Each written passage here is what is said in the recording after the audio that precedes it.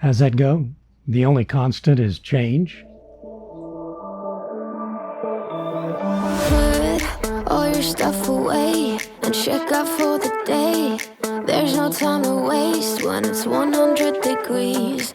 Burns under my feet. Won't you have a drink with me? We head into town, see what it's about. Barely need a shirt though the sun has almost set. Make the most of it. I know we will dance and sing. There's a heat wave. Well, so it goes for RVs. Homes designed to travel with you and not really made for sitting for a long time. But also not made for a lot of the roads we seem to be coming across lately. By their nature, things happen. It happens. What?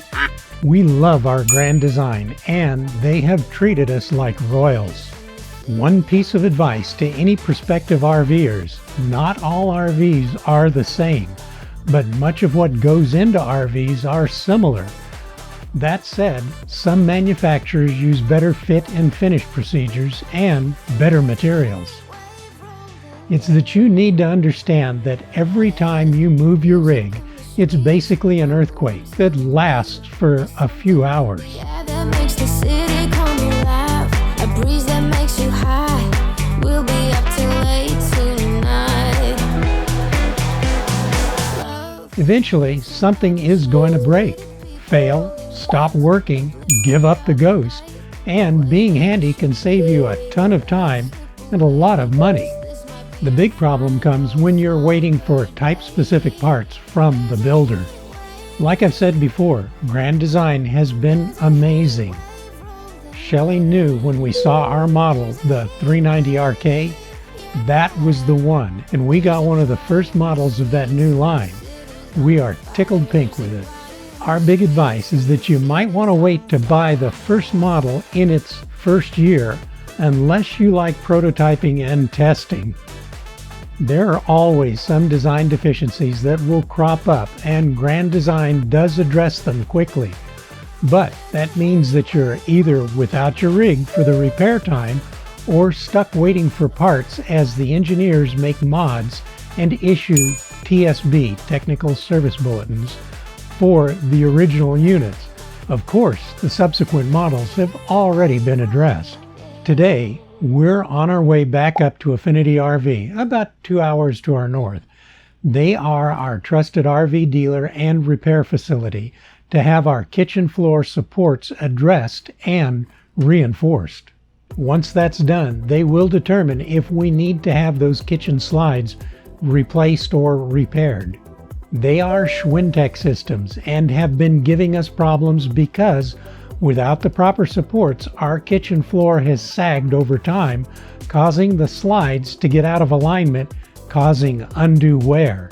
Heading north, there is a ton of construction. It's widening both up and back on this stretch of freeway. That's I-17, slowing up everyone's travel and causing tempers to fly.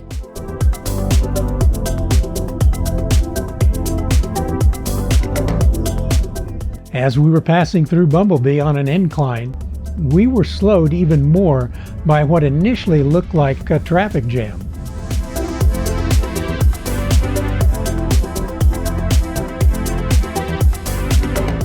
It's not uncommon on this grade for 18-wheelers to really get bogged down. Inching along, about 15 minutes later, we saw the problem.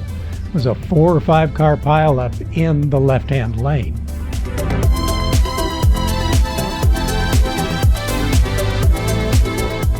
Most folks were slowing and being courteous to allow that lane to merge and pass the incident, and it appeared that there were no serious injuries or we would have stopped and rendered aid. When we got to the shop, they were ready and jumped right on our repairs. We headed over to our hotel for the night.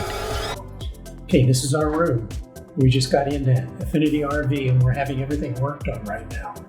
So what they're going to do is they're going to secure the floor and then reevaluate the slides to see if they need any additional work.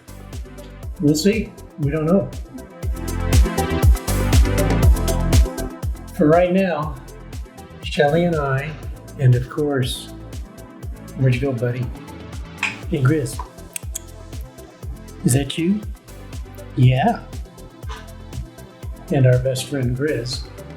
We're sitting here relaxing and enjoying ourselves. Shelly's doing her nails, and I'm trying to get a little editing work done. So, talk to you again in a few minutes. Bye. That same evening, we got a call advising us that the floor had been repaired per the new TSB, and we could pick the rig up the next day.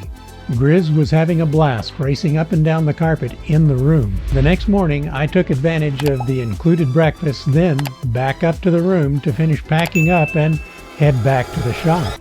Our service tech, Cody, showed us the repairs, the reinforcements, and then finished evaluating the slides for damage. So yeah, what they did over there is the floor support was just screwed into the sidewall with little tech screws. So all those tech screws vibrated loose, and then the outside past this basically was falling off. That's why it was arched and we were getting the creak in the floor in the kitchen. Yeah, because you had no support out here on the outside. So we had the huge 3/8 2x2 angle bracket all the way down. This side has got a full piece down, and then the upright right here to hold it in place. You got a big fatty right here in the middle on this side, and there's one on this side. Yeah, because there was nothing here at all. Correct, and there's two on that side because of an LP line that comes down through the floor. A tube here, a tube across the floor, and then an upright. Bolted or welded? Those are all screwed in place. Okay, all right. So, and then all of the loose screws that we were having along here, on back here, those are all... That's all got removed because I needed to get all that out of the way in order to put those tubes in place. Okay. So yeah, but all those screws got pulled out. Okay. And then we did the same thing on this side. You can see. Now, did you have the rear slides open at all? Yep. Yeah, I had to have them open so I could put a level on the floor to get the floor Did you notice that all the gaskets on the bottom have all torn up and come off? And that's because those rooms are sitting lower than they need to be. That's what caused that? And same thing over here. So we got the upright in here. So we lose a little bit of storage here, but that's just the way that they wanted it done, so that that's fine. We can replace that wall panel. Because you got wires that are coming down here to the taillights on both sides. So this one, because again, that gas line runs right down in between there. Yeah. And then of course we got the front one in here. Now, none of these are permanently mounted. So if you have to pull them out for any reason, like these ones, if this wall ever has to come out, they're just screwed in place. Oh, okay. That's discovered that the roadside or driver's side kitchen slide out needed to be rebuilt, but that the passenger slide, the curbside, that was rebuilt by Windish RV was fine other than a seal replacement at the bottom because of that sagging kitchen floor. Our tech took measurements and pictures to submit the next repairs to Grand Design, which of course means that we will have to come back in another 4 to 6 weeks to finish the job when the parts get in.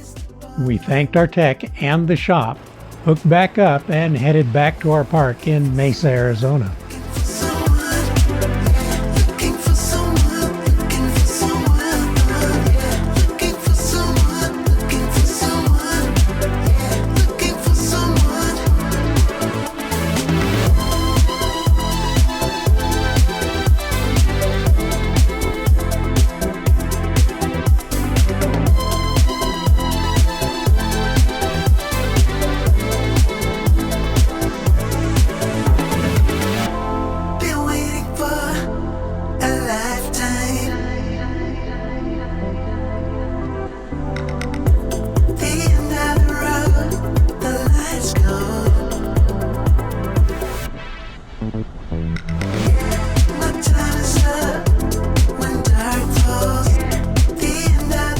Two days and one night. Not too bad. And soon we'll be done, we hope, with all the TSBs and repairs for a while.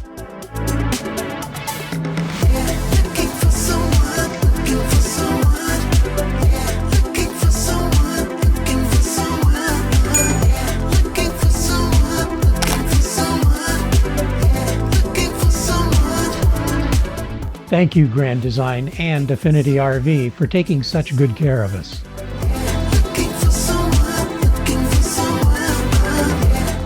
We just wanted to keep you all up on our goings-on and show you what real-life RVing can be like. So if you like this video, give us a thumbs up, and if you'd like to see more videos about RVs and RVing, then subscribe. If we don't see you out on the road, then maybe we will right here on our next video. Please, travel safe.